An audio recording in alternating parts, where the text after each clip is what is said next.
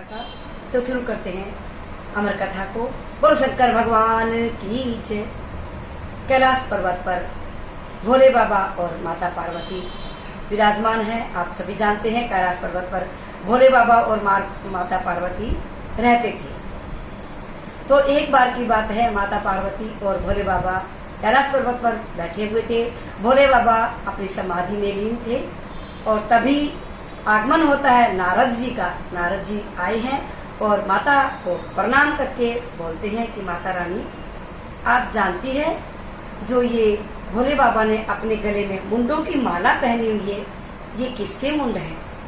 तो माता पार्वती बोलती है कि नहीं नारद जी, मुझे नहीं पता है कि ये मुंड किसके हैं। तो माता पार्वती के मन में ये सवाल पैदा हुआ है, सवाल उठता है कि मुझे नहीं पता है ये मुंडों की माला किसकी है। जैसे ही भोले बाबा समाधि से उठते हैं तो माता पार्वती सवाल करती है, भोले बाबा से पूछती है कि भोले बाबा, हे देव, हे स्वामी, मुझे बताइए कि ये जो मुंडों की माला आपने पहनी हुई है, तो ये माला किसके मुंडों की है, मैं ये जानना चाहती हूँ।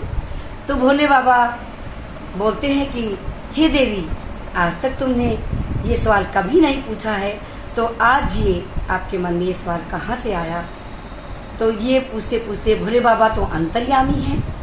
तो अंतर्यामी है तो भोले बाबा ने जैसे ही अपनी नजरें दौड़ाई है तो भोले बाबा को भान हुआ है कि हाँ, नारद जी आए थे और ये लीला नारद जी ने रचाई है। तो नारद जी ये जो बताकर आपको गए हैं, तो हाँ, ये जो मुंड है ये भगवान भोले बाबा बता रहे हैं माता पार्वती को कि ये जो सारे मुंड हैं ये देवी तुम्हारे ही हैं। तो माता पार्वती ने कहा कि ये मेरे ही मुंड हैं। तो ये क्या बात हुई? मैं तो मरती गई और जन्म लेती गई और भोलेनाथ आप ऐसे की ऐसे रहे, ये कैसे संभव हुआ, मुझे बताइए। तो भोले बाबा ने कहा कि हे देवी, मैंने अमर कथा सुनी है।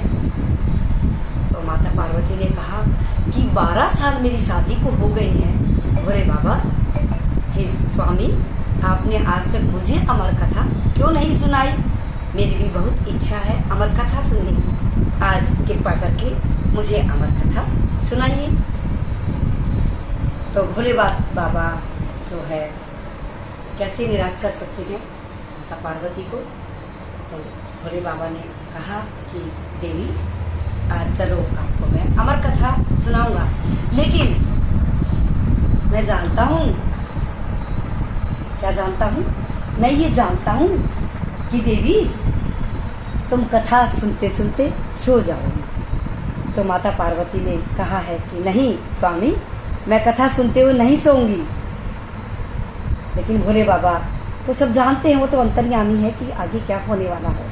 लेकिन माता पार्वती की बात को मानते हुए भोले बाबा अमर गुफा में गए हैं और अपनी आंखें बंद कर ली है कथा सुनाने के लिए तैयार हुए हैं। तैयार होने से पहले माता पार्वती से बोले हैं, देवी, मैं कथा को शुरू करूँगा, लेकिन आपको हुंकारा भरना है। आप चुपचाप नहीं बैठोगी, हुंकारा भरती रहोगी ताकि आपको नींद ना आए। तो माता पार्वती ने कहा कि ठीक है भोले बाबा, मैं हुंकारा भरती रहूंगी, आप कथा को शुरू करो। भोले बाबा ने कथा शुरू की है और जैसे ही कथा आधी हुई है, आधी कथा होते होते ही माता पार्वती को नींद आ गई। क्या आ गई है? माता पार्वती को नींद आ गई है और माता पार्वती को नींद आ गई है, लेकिन हुंकारे भरे जा रहे हैं, हुंकारे भरे जा रहे हैं। जैसे ही भोले बाबा ने कथा पूरी होते होते अपनी आंखें खोली है, देखा है कि देवी को तो नींद आ गई है, लेकिन ये हुंकारे कौन भर रहा है, हुंकारे कौन भर रहा है? जैसे ही इधर उधर नजर दौड़ाई है तो एक सुक तोता जो उड़ारे भर गया है, फटाफट से उड़ गया है, क्योंकि तोते को भी पता है कि अमर कथा मैंने सुन ली है। अब क्या हुआ है, तोता आगे आगे दौड़ रहा है, उड़ रहा है और भोले बाबा तोते के पीछे पीछे है। और ये तोता सुख है, जो तोता है, ये तोता पूरे ब्रह्मांड में घूमने के बाद कहाँ पर पहुंचा है तोता? तोता पहुंचा है व्यास जी की कुटिया में। व्यास जी की कुटिया में तोता पहुंचा है। वहां पर व्यास जी की जो पत्नी है वो अपने बालों को सुखाते हुए कुटिया के बाहर खड़ी है। और जैसे ही वो बालों को सुखा रही है, खड़ी है, बालों को सुखाते सुखाते माता को एक उबासी जम्हाई आई है। जैसे उन्होंने अपने मुंह को खोला है, मुंह को खोलते ही तोता आया है और तोते ने माता के मुख से उनके पेट में प्रवेश कर दिया है। तो बोलो सुखदेव महाराज की जय। ये जो माता के मुख में प्रवेश जिन्होंने किया है वो बाद में सुखदेव जी हुए हैं। सुखदेव जी ने प्रवेश कर लिया है माता के मुख में और भोले बाबा पहुंच गए हैं सुखदेव की कुटिया में। कुटिया में पहुंचकर सुखदेव जी कुटिया में पहुंच गए हैं भोले बाबा।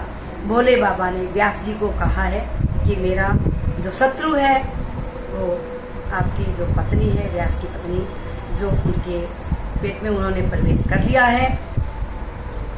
तो व्यास जी ने पूछा है कि आपका शत्रु कैसे हुआ, कौन है वो, आप मुझे बताइए। तो भोले बाबा ने कहा कि एक तोता है जिसने मेरी अमर कथा सुन ली है। तो व्यास जी कह रहे हैं कि भोले बाबा आप तो भोले ही रहे, जब उसने शत्रु ने, आप शत्रु कह रहे हो, उनको मारने के लिए आप आए हो, जब अमर कथा सुन ली है, जब वो अमर हो गया है तो वो कैसे मर सकता है, आप कैसे मार सकते हो।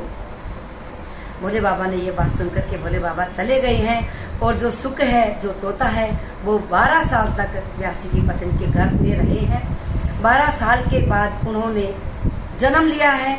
तो जन्म कैसे लिया है? जन्म लेने के समय उनका मुख तो तोते का ही है, लेकिन बाकी शरीर उनका मानव का हो गया है और जन्म लिया है। व्यास जी के घर में खुशियां आई है। सुखदेव जी ने व्यास जी के घर में जन्म लिया है। 12 साल के बाद जब जन्म लिया है तो जन्म लेते ही सुखदेव जी दौड़ गई हैं जंगल की तरफ। तो बोलिए सुखदेव जी महाराज की जय। हर हर महादेव, हर हर महादेव, बोलो शंकर भगवान की जय। और माता रानी को निंदिया आ गई है तो ये थोड़ा सा मैं बोलूंगी।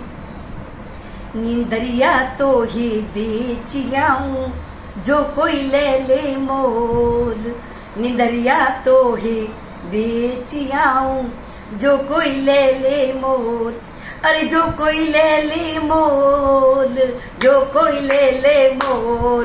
नींदरिया तो है बेच आऊं। लेकिन माता रानी को तो निंदिया आ गई है। ये थी एक छोटी सी अमर कथा। आप सभी को अगर पसंद आई है तो थोड़ा सा कमेंट अमर कथा के लिए आप जरूर करेंगे। आप सभी भक्तों को अमर कथा सुननी चाहिए। सावन में एक बार जरूर अमर कथा सुने, आपको अपार फल की प्राप्ति होगी। जय जय शंभू, हर हर महादेव, जय महाकाल।